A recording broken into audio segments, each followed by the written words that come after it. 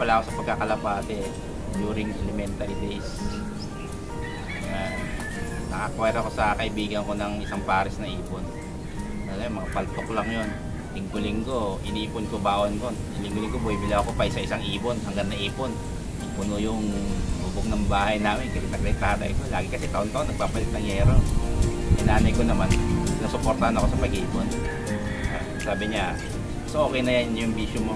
Kaysa ibang mahilig ka sa sigarilyo, alak, o masamang ano pa man, bisyo. At least kalapati lang yan.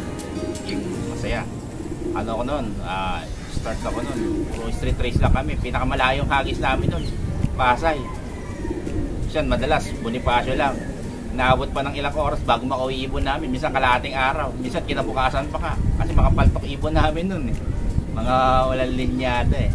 Kaya hindi ko pa alam yung ganyang karera. Na ano lang ako yan eh, na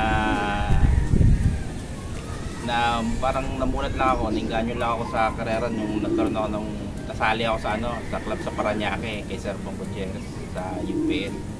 Pag training nun, umuwi lang kahit matagal ibon, tuwan-tuwa na ako kasi hinagis sa ganitong lugar, sa kunyari sa South, sa Quezon. So, umuwi ibon ko, talagang tuwan-tuwa na ako. Pero yung ibon, makita mo yung itsura, pag hindi pa karera talaga, makita mo, ano na eh, parang katapusan na, parang final lap na eh. Pero, syempre, kada taon, nag-i-improve. Dapat, taon-taon, nag-i-improve tayo. Hindi yung stay na lang tayo sa ganito. Siyempre gusto mo rin manalo dahil hindi naman ganun biro pag-iipon, lalo na sa gastos. So may ipapaisip ka rin talaga, katagalan, kailangan mo manalo. So nag-acquire na ako nun, yung second club ko nun, PPBC, nag-acquire na ako nun sa mga ka-member ko na mga finisher nila. Kasi kita ko, galing ng mga resulta nila, ganda. Hindi naman ako masyadong familiar sa pedigree o sa line. Pero legit yung mga pinagkukuhanan ko. Pag sinabing ganito talaga yun. Dahil may preba sila. Pero usually hindi talaga ako mahilig sa mga ganyan. Lalo na yung matandaan sa mga nila. Marami ako dyan. Mayroon ako dyan Van Bunda rin, Peter Bandimerwi, Roger Florison, Dr. Ild, Olson. Pero paborito ko sa lahat dyan yung mga consistent na naglalabas ng winner. Kasi minsan pag sa katagalan, madidiscovery mo sa breeder mo kung sino talaga yung naglalabas ng maayos na anak. Yung talaga yung susuksukan mo ng super set. Pero lahat yan, halos lahat na yan, tala ko na. Tsaka mas stricto ako sa pagkakal ng ibon. Baga sa akin kasi umpisa pa lang, dapat pag inakay healthy na. Pag dinapuan na ng sakit, na yun. Nga, sabi nga ni Bonakad, ilapit na natin kay Lord. Pag sakitin yung ibon. Kasi maigpit ang competition ng karera. Hindi lang ibon ng yan. Gastos, entry, may re-entry 1, may re-entry 2. Hanggang lap, may kompleto re-entry niya. Kaya kailangan matinong ibon kang simula. Kunti man, at least salang-sala. May nakakwentuhan ako dating talagang madalas mag-overall. Sabi niya, hindi ka mag-overall ngayon, at least nakakurot ka man lang. Ayos na yun. Hindi yung kunyari, nanalo ka ngayon, ang mga kasunod, ilang years na bago ka uli manalo. Matagal. Ang importante kasi, nag-improve ka taon-taon. Hindi ka napapako sa, doon lang kunyari, kung magaling ka ngayon, sunod na taon, dapat mas magaling ka. Sa pagpili ko ng breeder, kailangan tapos na siyang maglugon. Tsaka kadalasan naman meron akong tinatawag dito na yung kunyari cashier, nag-anak to na maayos. Tuklas ko naman siya sa iba. Pag naglabas pa rin ng winner, talagang yun, consistent na nagpo-produce yung breeder na yun. Kumbaga kahit saan mo siya ipagpalit-palit na pares, maglalabas pa rin ng winner. Kahit makakurot, kahit lap winner man lang, lap champion. Yan. Kasi, super set, ganyan. Kasi nga ang overall, mailap ako overall. Bonus na lang yun pag nakuha mo. Ang derby kasi, kunyari, pag marami kayong super set winner, medyo manunakatian eh. kahit gaano kalaki pa premyo, maliit na lalabas yun. Hindi ka tulad linggo-linggo ka na nanalo, papuling, kahit sa area nyo lang, solve ka na. Mapapayo ko sa kanila, dapat unang-una sa lahat, para kumbaga shortcut na para sa kanila to sa opinion ko.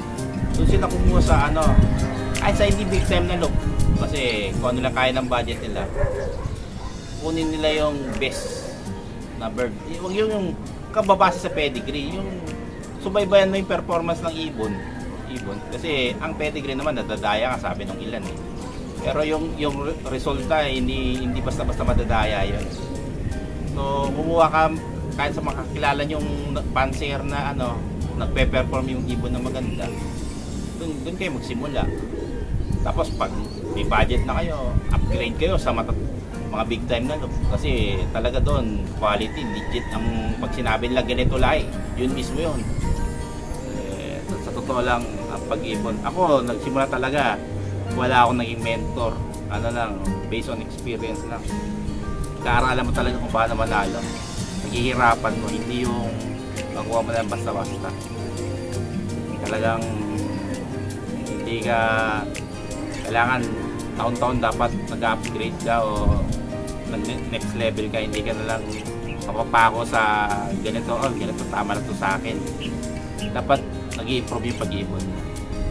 Shoutout kay shoutout sa Team APR Taguig, Lower, saka sa Upper, yung pinagsama sa Team Lower Bikutan, Team Upper Bikutan, saka Team BPCM Taguig.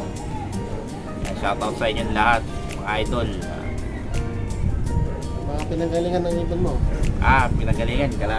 Unang-una kay Boss Reizo, kay Sir Anson Ong, kay Sir Jerry Tan, kay Doc Edwin Chua, kay Boss Ayan Chua, kay Sir Cham Chan Singh, late Cham Chan Singh, kay Sir Solomon Cham, anak ni Sir Cham Tengdong. Ay, mababait dyan. Yun lang. Maraming salamat mga idol. Thank you. Hello, visit. Sama ka? Ako lang.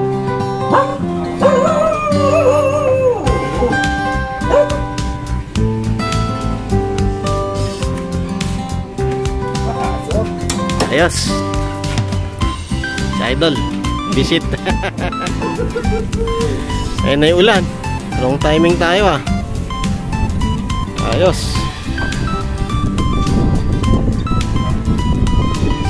Nakakawayan doon. Yung madalas na ikot-ikot yun. Saan dito? Oo, dyan sa Arca-South, dyan sa mataas na building ngayon. Dyan sila napapractice. Ito, kita sa amin to Oo? Yung train na yan? Kita to Yung building na to. Oo. Kaya gusto mo makita nagkukupulang ibon dyan, ibon mo yan. Saan ang rito? Lower Bikutan. Lower to, Doon? Doon kami. Doon.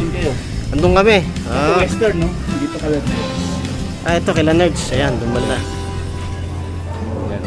Dito, lower na. Dito, lower. Andun kami, dito lang pala sila sa likod. Ayan. Consistent. Kumbaga lipad 2K ba? Alin? Ito, yan naman, direct Ayan Chua. Colson, Dr. Aid. Ayan Chua? Medyo may kaedad, may katandaan ng ibon 2013 medyo naglulugon.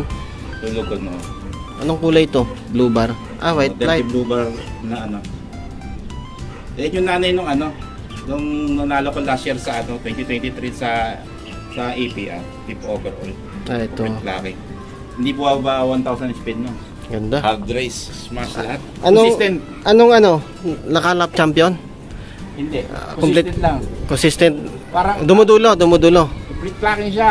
Complete clacking. Speed niya. Smash hard race. Hindi siya buwaba ng 1,000 speed niya. Tapos nasa top rank lagi siya, naglalaro lagi siya sa top 20 to 30 ganun. Yung niya, yung position niya kada lap. Ang galing Yan yung kadalasan maganda kasi consistent yung speed. Meron naman kasi ibon na mabilis, tapos sa dalap mabagal. Hindi tulad yung consistent. Talagang hindi nagbabago yung lipad. Malaki na hakot sa yung anak niyan sa papuling-puling. Umabot ng 70. Ayos na rin. Oo, puling-puling. O, puling lang. Sa lower tsaka sa upper bikutan dito sa atin. Ayan, Chua line. Anong ano yan, Lods? Pinaka ano niya? Baseline. Colson. Colson naman, Colson. Pares na ng Dr. Aid. Colson, Dr. Aid. Online ni Boss Ayan. Ayos. Right yun? Bedside din ba yun? Oo. Wala stick. Record holder yun ng PHA. Daybird Maasin. Daybird Maasin. Bibihira yun. Daybird Oo, Daybird. Usually, next day na. Umaga. Ayun, Daybird. Matindi. Hindi, wala pa nakaka-break ng record yun. Idol yun. Hanggang ngayon, wala pa rin. Wala pa. Maasin. Yun, parang bakarto na lang talaga yung ano nila. Parang yung national race na yung pinakamahalayo nila. Like before, may Maasin sila, San Francisco. Yan, Lord, sino yan? Kaya tawag ko naman tong Big Bird. Ay kasing ibon. Big Bird? Big Bird.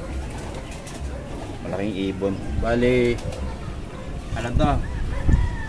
3 times lap winner to. Ano to? Contender to, 3 weeks first overall. Hindi ko na naikarga ng Santa Ana. Kasi may trabaho ako nun. First overall lang to, bago mag-final lap Sa yung nagsarap club ni Juan, hindi ko na papangalanan. Contender? Oo, ano to? Bali, 6 ba o 7 ang trophy nito. Hindi ko na nakuha doon, nagsara na eh. Nagsara na yung club. Tinanong mo na yun kung sino yun. Oo. 7. Kasi bali YB siya, Oo. YB ring, tapos pag tinagos ko pa siya sa OB, bali double hit lagi pag naglalap winner. May young bird, old bird siya. 2 trophy. Tapos 3 beses, 6. Tapos pumasok pa sa overall. Bali ano lang siya eh, hindi ko siya nakakarga ng final lap, naging 7 overall na lang siya. Nakawala siya. May mga nauna na nag-clock. Mga ghosts na nag-clock. Yung Santa Ana, hindi ko nakakarga. Buti hindi mo na kinarga. Hindi kakarga ko to. Para sa training box ko bumukas. Ako nagkakarga doon kasi nakawala. Nakakauwi ako dito minsan sa bahay. Alas 10, ganyan, alas 10 ng gabi, kakain pa ako. Siguro babiyahe ko to, dumping ako doon, mga alas 11 na. Sa main na ako nagkakarga. Nakawala pala. Nakawala, Nakawala sa training box. Hindi ko naikarga ng final lap. Pero first overall na siya noon. 3 linggo na siyang first overall. Yun, nadali na siya. Butas na. Nabutas na siya ng final lap. Bali, ng Santa Ana. Hindi lang sana 7 trophy niyan. Malamang. Mas marami. Kung nag-first overall. Lagi ang panalo ng pooling Central. Kung na-clock mo pala yan, 2 lang. Uwi o magcha-champion, siya? Nabutas na ng Santa Ana. Pasok pa rin siya sa overall. Kung mag-clock lang siya ng 700, kahit 700. alam na. Consistent eh. Sa top 5 na siya, sigurado. First overall. First overall, kahit 700. Kasi Santa Ana, bago Cagayan, first overall na siya. First overall na. Leading na sa speed. Leading na siya. Mataas na. First overall na. Ayos. Sayang to eh. Dami sana ng trophy nito. Sana kasi yun. Galing na ibon. Ano pangalan yan? Si Big Bird. Big Bird. Big Bird nga pala.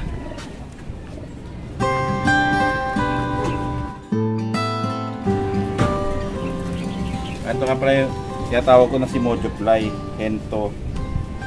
Lahin nito anak ko nung galing kay Boss Rayson, Roger Florison. Bali yung nanalo to, inform ko nga siya na nanalo yung unang anak ng ibon. Nakuha naman siya. At least sinabi ko na tumitira yung lahi ng ibon niya sa akin. Deniberfish. Nakuha naman siya. Raiso pala to. Matindi. Mata. Si Mojo Fly yan. Inakay siya ngayon eh. Kaya medyo ganyan itsura eh. Ay YB. Yan. Nalo rin ito ng mga pooling during training.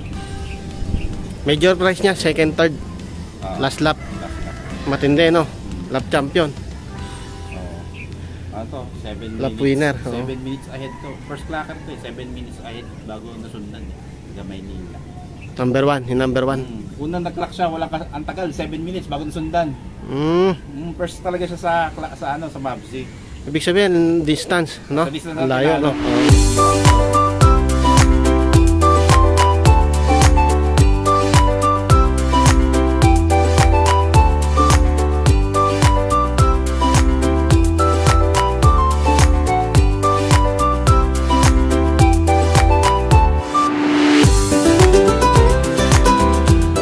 Yan mga idol, tapos na nga pala tayo sa vlog natin kay Idol Speed.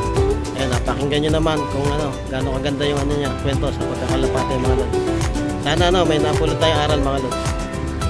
Yan mga lods, salamat.